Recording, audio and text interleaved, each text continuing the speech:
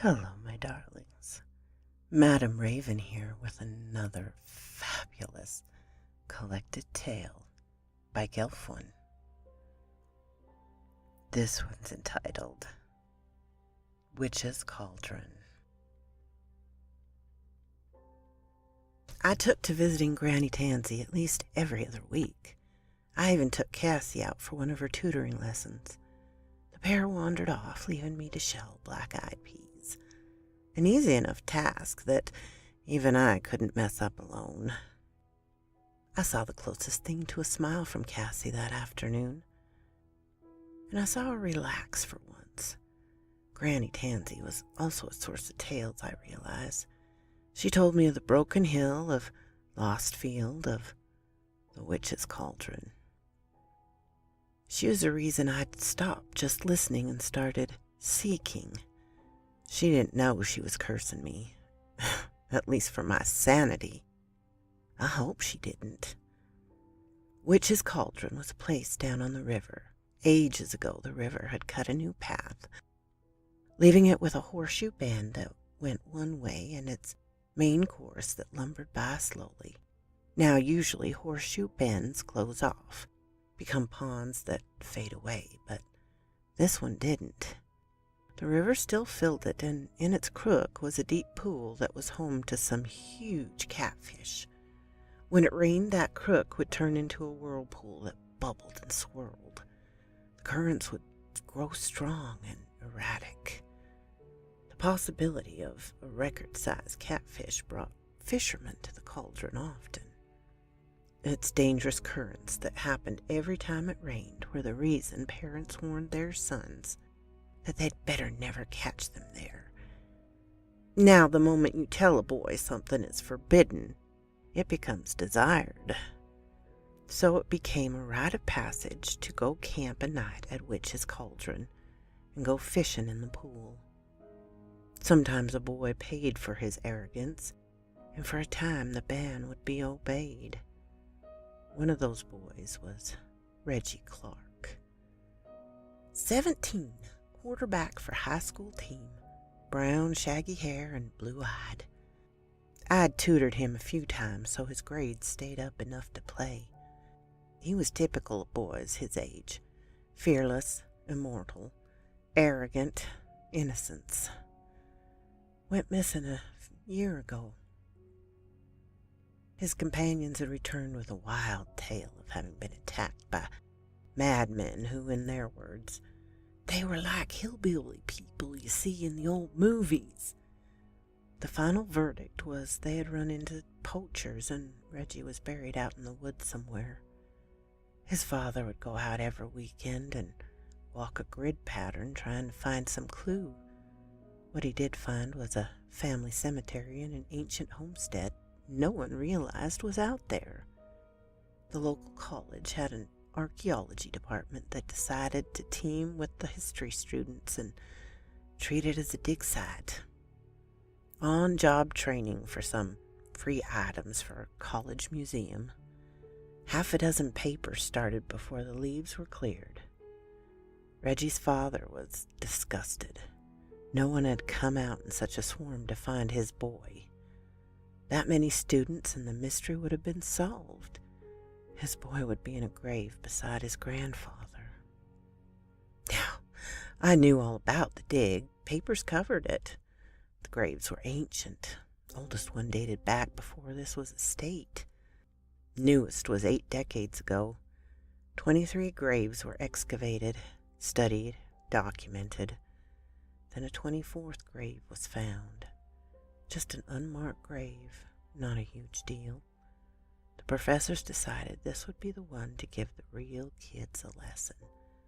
They'd have no name, no dates, nothing to go on. They had carefully removed the skeleton, took it back to the lab. Now some future criminal investigator got involved. Gender, male. Age, teens. Cause of death, murder. 3 musket balls were found in what would have been the chest, ribs scattered from impacts. Lots of lectures were planned. Pictures were taken. When they moved to take the skull to be reconstructed, did the mystery start. Dental work.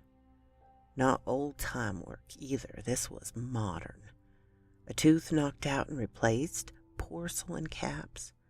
On a hunch, they ran the dental scans against missing males and realized they'd done exactly what Reggie's father had wanted. They'd found Reggie Clark. Brought a century-old skeleton out of the woods, only to find it was a boy missing less than a year.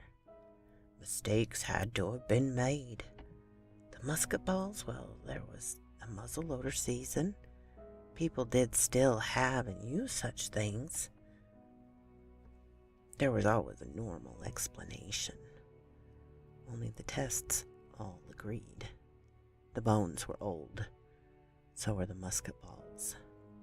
Nothing modern to him. Reggie Clark, who had been missing less than a year, was dead and buried a century ago. Granny Tansy finished and handed me a dusty jar. In it were buttons, coins, trinkets. The woman that traded me gathered these. The woman that trained her collected another jar. I have one too. Things we have found in or on injured and dead folk. Things that didn't belong. I poured the contents onto a small table. Coins that should be new looked ancient, but worse. Coins from years that shouldn't have been minted yet. And a high school ring for a year that was a decade away. I saw the engraved name. The boy was in 2nd grade. Little brother of one of my students. Little brother of one of the students I tutored. I looked up in confusion at Granny Tansy. I know what you're thinking, but there's nothing you can do about it. It has already happened. It'll happen. Witch's Cauldron isn't why folks are afraid of those woods. The fact that time gets confused in those woods is why it was abandoned ages ago. Why it should stay abandoned. I held a coin in my hand, tarnished with age. A coin that would not be minted for years yet. And I knew I was holding proof of one of the tales. And it was a start. The golden fox? No, I could not find it. But I could research the man's story. The fire and the deaths would have been in the local paper. Pennyroyal? I could research the herb. The white dog? Emma had shown me the proof of something strange in the family. I could also try and learn about the broken hill. I already knew where it was. The lost field. Someone had to know where it was. Granny Tansy had cursed me. She had shown me that there were more than words behind the stories I was writing down. I still want to believe she didn't do it on purpose. So quoth this raven. And if you enjoyed this, my darlings, please like, subscribe, ring the bell, share with your friends, and by all means, leave me a comment. I will reply, I promise.